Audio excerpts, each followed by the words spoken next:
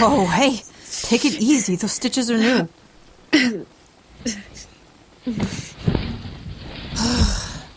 Damn it, Arthur. Now I have to redress it. Don't move anymore. I'll be right back.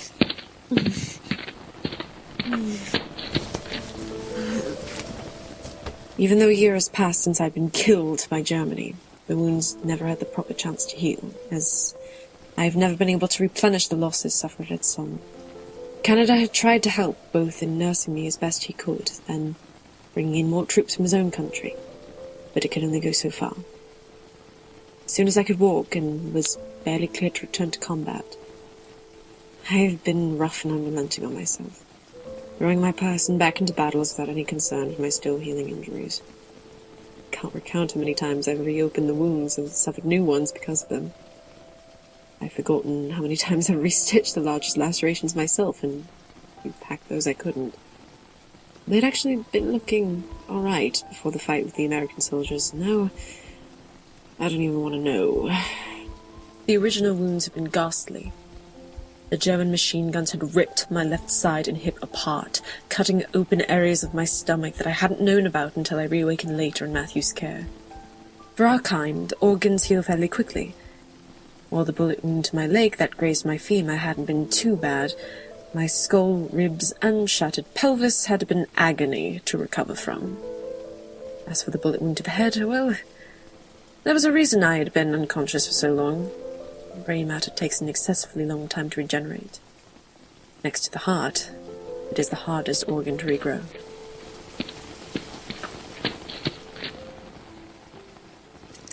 Jeez, will you hold still? This was easier when you were unconscious. Unhand me! Then what? Let you walk back to Paris looking like the big bad Americans beat the crap out of you? I don't think so. I may not be as good at this as some other people I could mention, but I know enough about politics to know how bad that would look to our superiors. Now quit your bitching and relax. How dare you! I take responsibility for my own damn actions, but you Yank bastards were the ones who started it. Now remove yourself at once! Don't worry. I took care of my Yank bastards after getting the whole story from the corporal you were rude to. Nice kid, you know? From Massachusetts. You remember that one, don't you?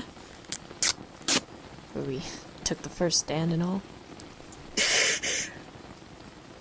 Go to hell, Alfred. You and your so-called help. Well, that's a nice way to thank an ally. I think I like the tent brawl better.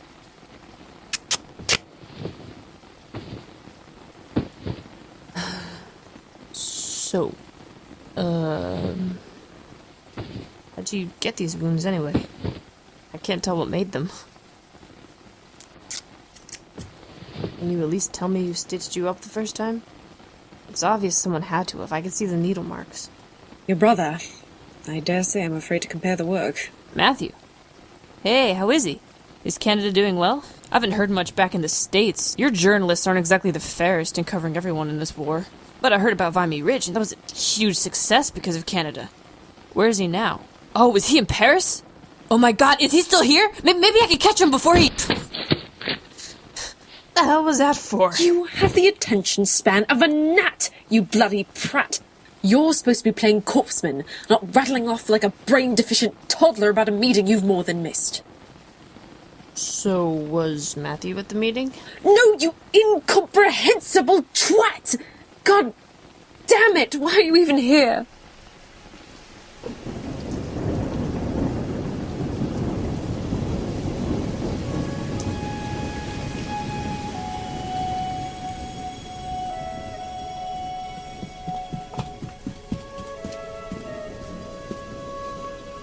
Dad, you're like... Alfred? I can explain, I'm most eager to hear this. You see, you were hurt, and I hadn't seen you like that before. I was scared, Dad. Your body was crying a lot. I didn't know what to do. I knew you'd be mad if I took your clothes off, since, well, that's not proper and all, so I just...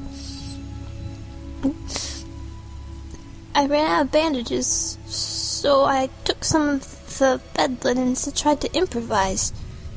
I'm sorry, please don't be mad. I was just scared and put them wherever I saw. You know, I had to change them a few times to see them out for a few days.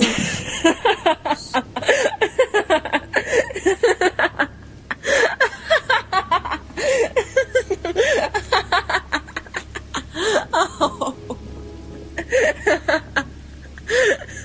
So, you're not mad, right?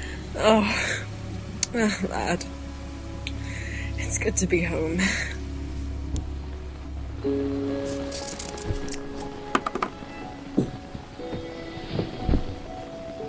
Thank you.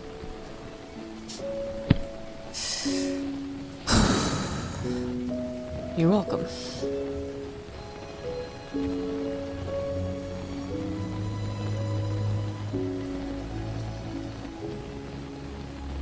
I don't suppose my uniform jacket survived.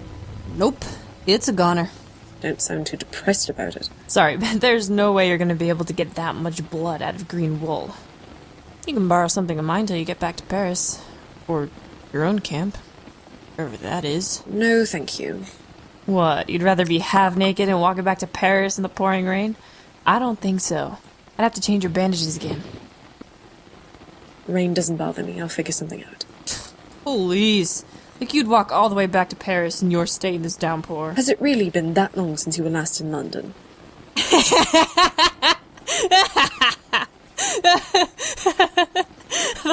The last time I was in London, he threatened to deport me because I told the Queen her scones didn't suck as much as yours.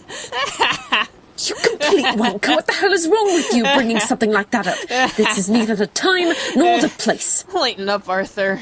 I mean, yeah, no one was laughing about it then, but you just gotta look back at these things and laugh about them now. That's not the point! God, you're so infuriating! Ugh. You know, when I left the States, I promised the first thing I was gonna do when I saw you was punch you square in the face.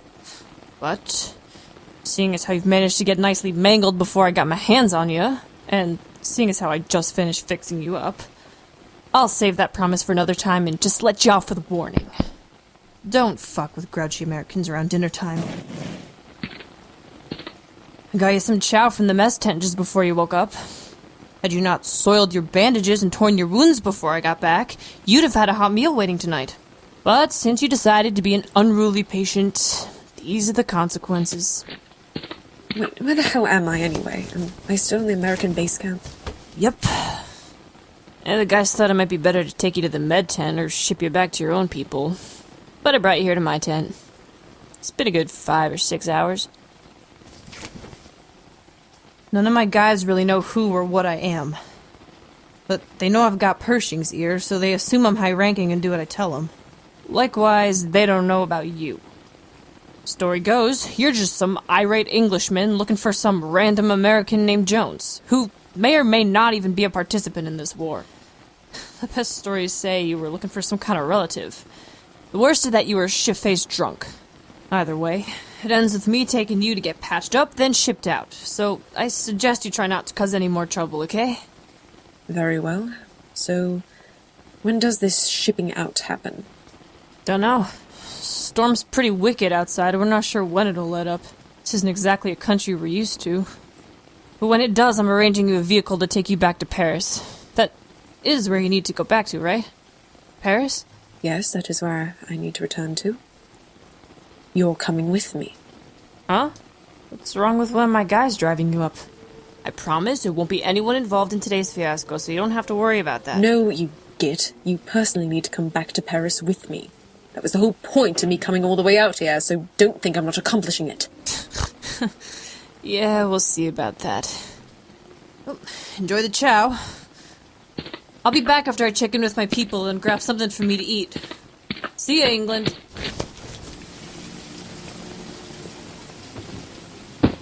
Bloody git.